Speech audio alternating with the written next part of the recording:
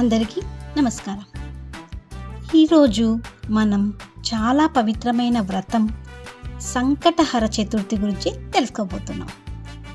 ఈ వ్రతాన్ని ఆచరిస్తే మన జీవితంలో ఉన్న కష్టాలు, అడ్డంకులు తొలగిపోతాయని నమ్మకం. అయితే ఈ వ్రతం ఎందుకు చేస్తారు? ఎలా చేయాలి?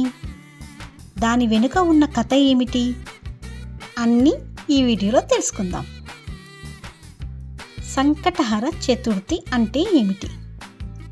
సంకట అంటే కష్టం, హర అంటే తొలగించేది, అంటే కష్టాలను తొలగించే చతుర్థి సంకటహర చతుర్థి. ప్రతి నెల పౌర్ణమి తర్వాత 4వ రోజు ఈ వ్రతం వస్తుంది. ఈరోజు లార్డ్ గణేశాను పూజిస్తారు. వినాయకుడు విఘ్నేశ్వరుడు అంటే అడ్డంకులను తొలగించే దేవుడు. పౌరాణిక కథ. ఒకసారి చంద్రుడు వినాయకుడిని చూసి నవ్వాడు.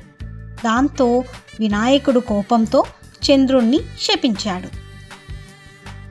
నిన్ను చూసిన వారికి అపవాదం వస్తుంది అని.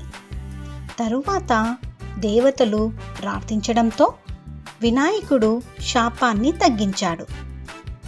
అందుకే ఈరోజు చంద్రుడిని చూసి ప్రార్థించడం చాలా ముఖ్యమైనది.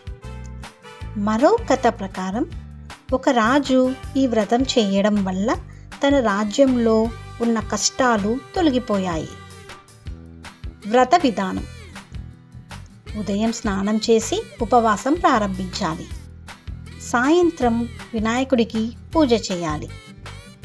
పూజలో అవసరమైనవి: పసుపు, కుంకుమ, ఆకులు, దుర్వాకులు అంటారు కదా, మోదకాలు అంటే లడ్డూలు. రాత్రి చంద్రుణ్ణి చూసి వినాయకుడా నా కష్టాలు తొలగించు అని ప్రార్థించాలి. తరువాత ఉపవాసం విరమించాలి.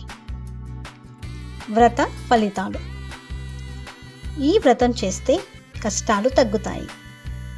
చదువులో విజయం, ఉద్యోగం వ్యాపారంలో అభివృద్ధి, ఆరోగ్యం మెరుగుపడుతుంది.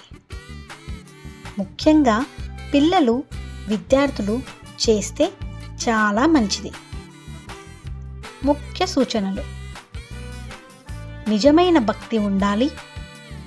ఉపవాసం చేయలేకపోతే సరళంగా పూజ చేయవచ్చు. ప్రతి నెల చేస్తే ఇంకా మంచి ఫలితం ఉంటుంది.